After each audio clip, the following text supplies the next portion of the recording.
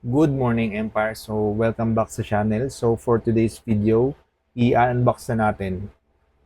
Isa to sa pinaka-iconic na Ranger sa history ng Power Rangers. Ito na, si Tommy, Green Ranger from the Power Rangers Reignition toy line ng Playmates. So, kung lumaki kayo nung 90s or fan kayo ng Mighty Morphin Power Rangers, siguradong excited din kayo sa figure na to. Kaya, ito na, i-unbox na natin. Or box overview muna. So, unahin natin yung packaging niya. Good design, malinis. Kapansin-pansin agad yung Green Ranger. Tapos, meron siyang try me or test dito. Butas sa harap and butas sa likod para matest mo siya. Ito yung gimmick niya. So, yung gimmick niya, yung nung 90s kasi merong lumabas na ganito eh. So, nagmo-morph din from the Ranger and without the Ranger helmet. So, ayan. So, ito yung trigger niya sa likod. Pag pinress mo yan, ayan, magta-transform siya. So, from the box, kita na natin agad yung accessories na kasama niya. Meron siya nitong Ranger Saber. I think, nakita ko kasi lahat ng Rangers is meron na ganito. So, pare-pareha silang may ganito. And then, yung iconic weapon nila, ito yung Green Ranger Dagger. Ito yung ginagamit niya pang summon dun sa Dragon Sword. And then, yung Ranger Pistol. Ayan. So, basic to sa lahat ng Rangers may kasamang ganito. So, yan yung front ng box. Pictures, title, yung price. Ito, price. So, sa likod naman, ayan. Ito yung kukumpletuhin natin. Inuna ko si Green Ranger kasi palabas na yung season 2 ng Power Rangers Reignition, which is kasama dun sa plano nila. I-kickstarter nila yung Dragon Sword. So, alam naman natin na pag may lalabas na bago, syempre, magkakaubusan. Actually, nung binili ko to, isa na lang to dun sa store eh. So, kaya kinuha ko na. And then, siguro ang next natin, si Goldar, si Rita Repulsa, and yung Patty Patroller. Kasi, I think, isa to sa mga mahihirap kunin. Unlike dito sa mga Rangers na easily available sila, ang dami pa nilang items or ang dami pa nilang Rangers na naka-display doon. Pero si Goldar, I think, dalawa or si Rita, isa. And then si Patty, wala akong nakita doon. So, unahin natin yung mga villains compared doon sa Ranger. So, yan lang yung overview ng box sa likod. So, try na natin siyang i-unbox. Okay, so natanggal na natin siya dun sa card. So, pakita ko lang mabilis. Hindi ko na-damage yung mismong card niya.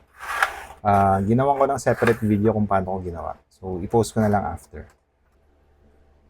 Okay, figure review. Figure details. So, okay naman yung sculpt niya. Don't expect too much kasi hindi to hindi to collector line. So, toy line to. It's intended for kids and kids at heart. So, for playing. Pero, all in all, okay yung sculpt niya. I think, kamukha naman siya ni Tommy. Ayan, may headband, tapos long hair. Ganyan na ganyan si Tommy nun eh. And then, sa helmet, ayan. Okay din. Green Ranger talaga siya. Tapos, plastic siya, pero hindi ko alam kung anong type ng plastic siya. Kasi, kung maaalala ko, yung parang 90s figure dati. Ano siya eh.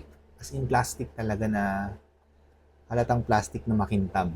Kaya medyo nag-fade yung kulay din nun dati. Pero ito parang may pagka matte yung plastic niya. Tapos okay naman okay siya. As in maganda yung yung build. Articulation, sa ulo wala siyang articulation. Sa kamay, ito lang. Ayan lang yung sa may upper hand niya. Tapos, ayan, sa may elbow. Natutwist naman. Ayan, dalawa. Then, yung wrist, naiikot. Sa paa, ayan. So, okay naman yung articulation niya. Naiikot. Tapos, okay. Nabubuka rin pala siya. So, I think careful lang din siguro dito. Parang medyo brittle yung yung sa may paa niya. So, pag namali ka ng ikot, possible, wala, tanggal. So, accessories, yun. Ito yung accessories na kasama niya. Yung dagger, yan. Kasya naman sa kamay. So, tingnan natin kung makakasya natin. Okay, ayan. So, okay naman siya. Fit naman siya. Medyo i-ano mo lang. May pressure lang ng konti para mahawakan niya. And then, yung sa kabilang kamay, pipili ka kung ilalagay mo ba yung pistol or itong saber.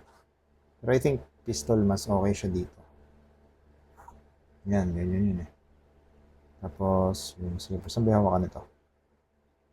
I think, ito.